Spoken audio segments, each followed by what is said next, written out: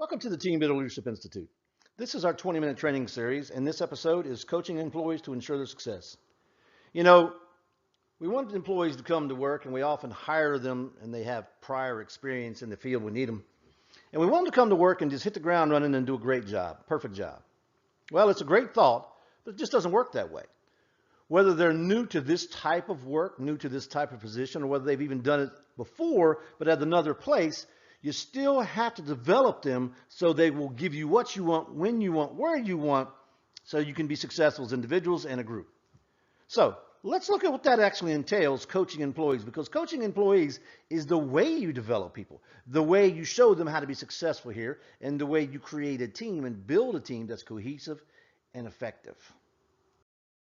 Our objective for this lesson is to learn how to coach someone so we define what they need, we lay out the path, and we help them walk the path so they become a highly successful employee, both for themselves personally and us in the group professionally. Now, there are actually two types of coaching that we want to learn to become a strong, influencing leader: developmental coaching and corrective coaching.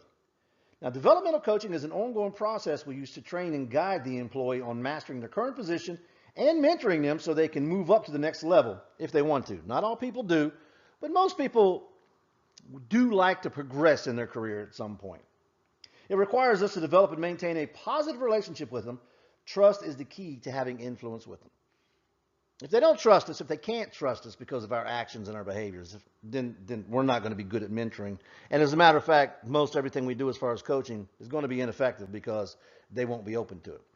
So a lot of this is what we're going to talk about in this lesson, is building that trust. There are 7 steps to positive coaching.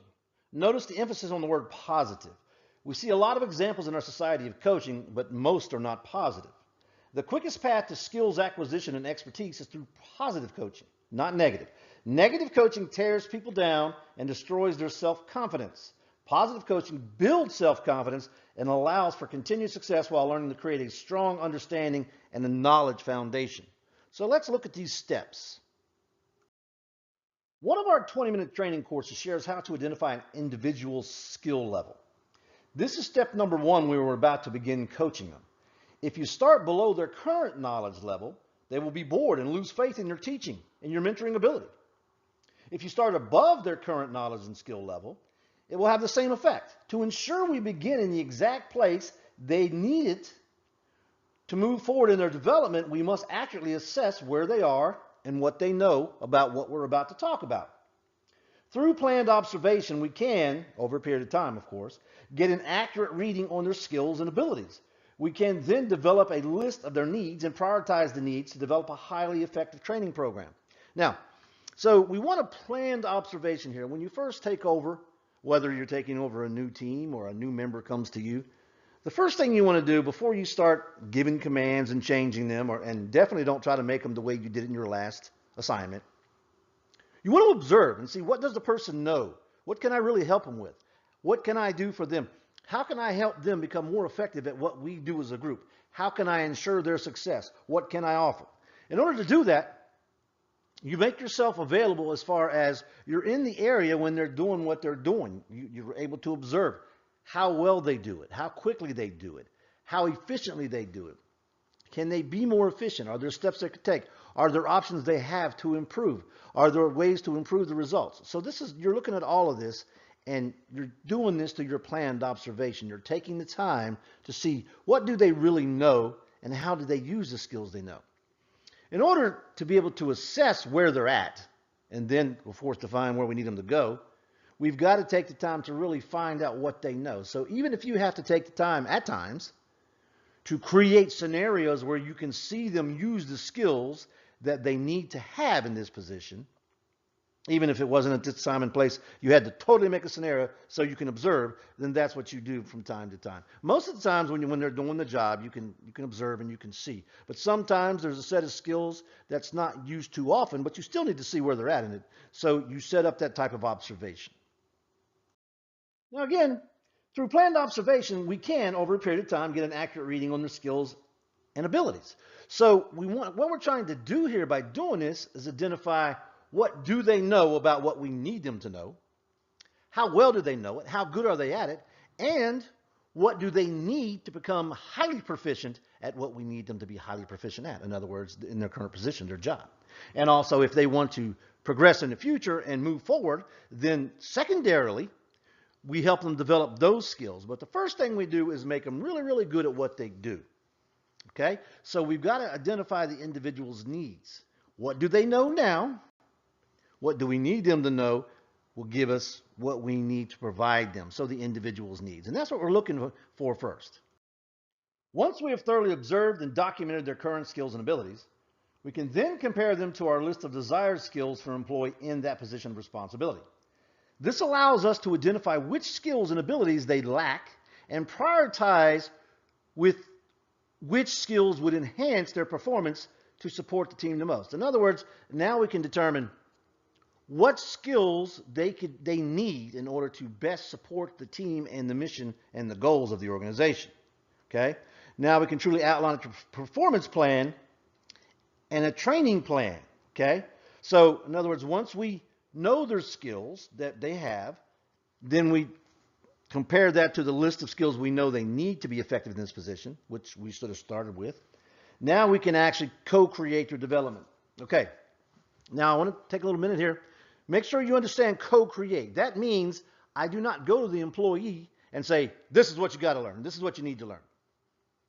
If you do that, first of all, you create resentment. You imply they don't know something they think they should know by the way you're saying it.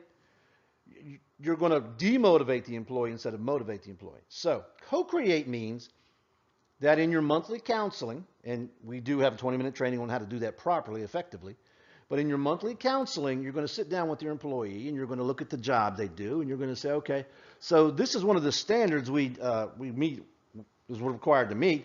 How well do we do here? And then when they say, well, I do okay. Okay, well, do you sometimes get this result? And do you sometimes get that result? And you show them how there is room for improvement. Now, you know that because you've observed this. So, and you lead them through that, help them understand that, and say, okay, what are some things we could do to maybe get this result, so make it more effective for what we're trying to do?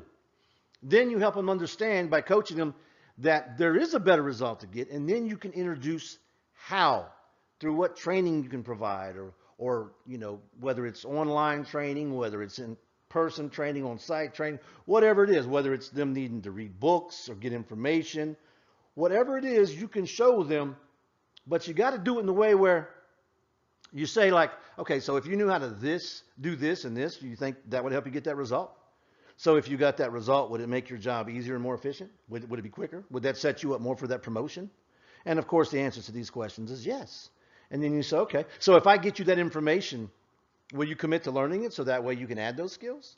And it's co-creating. Now, I know some of you are saying, well, that sounds like manipulation.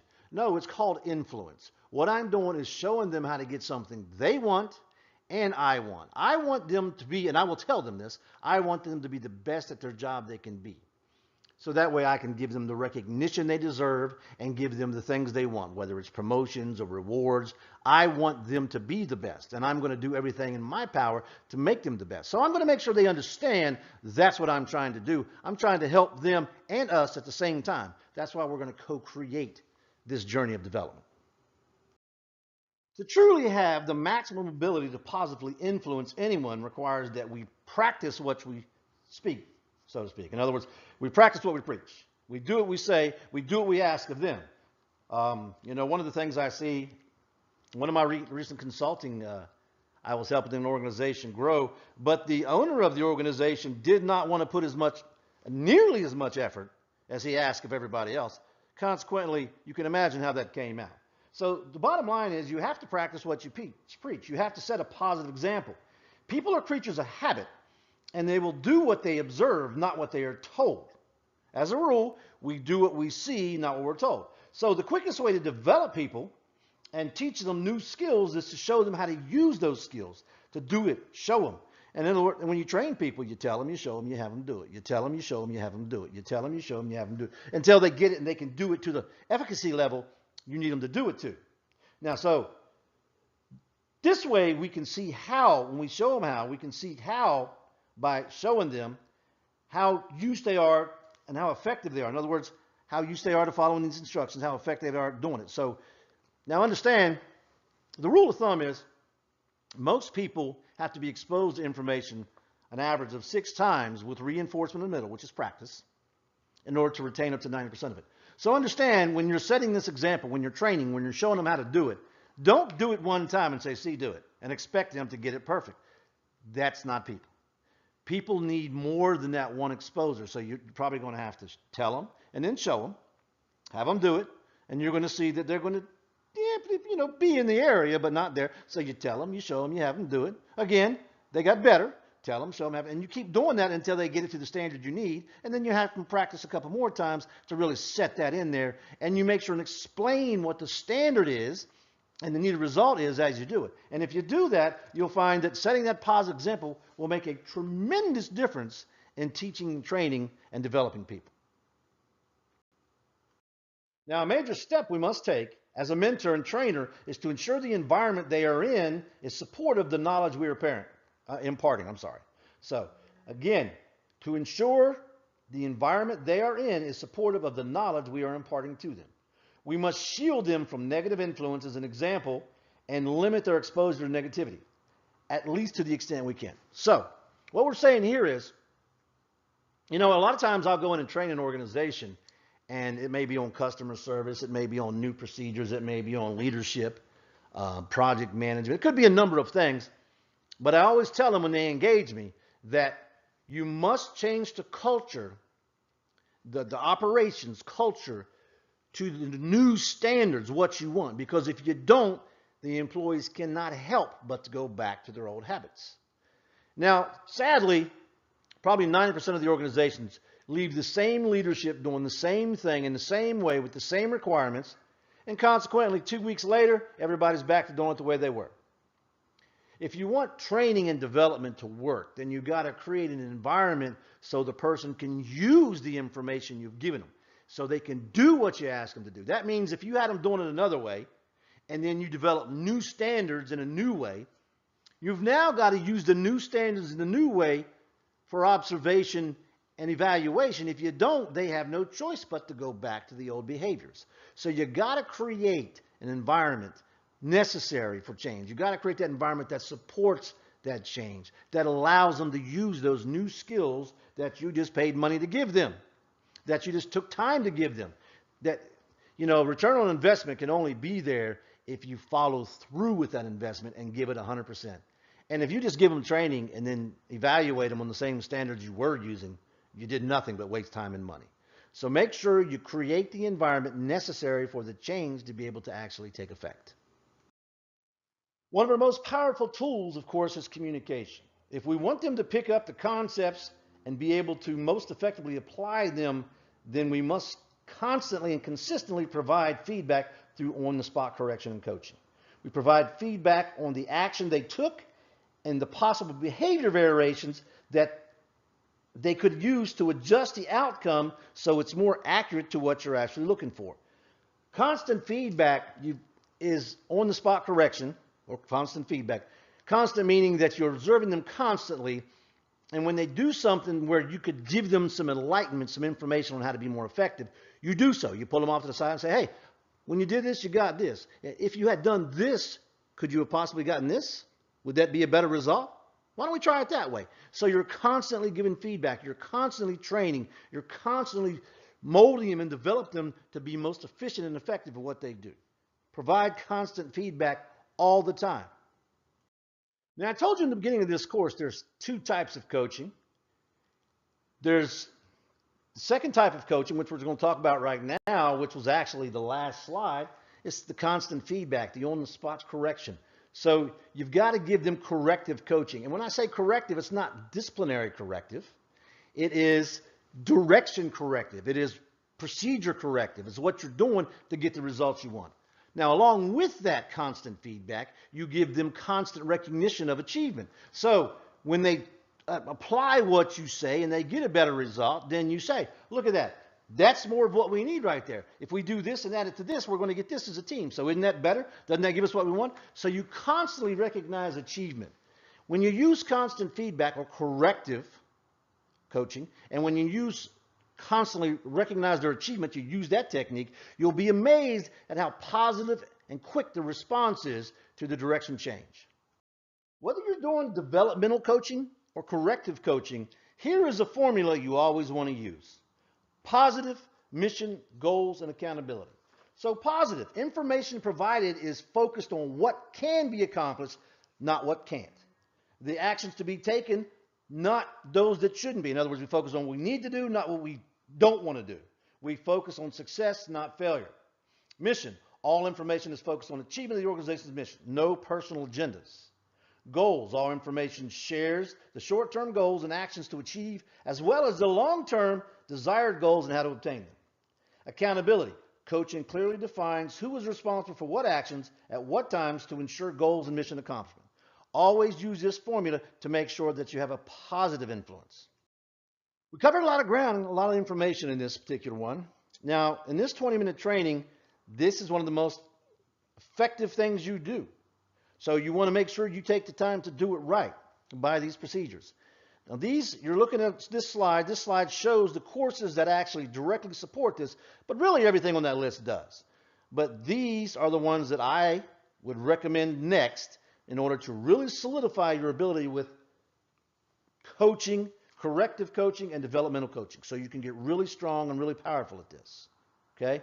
So you see all the above are related to, but start with the underlying selections. Thank you for using 20-minute training. Please provide me any feedback you have about the training, and enjoy TLI's other products.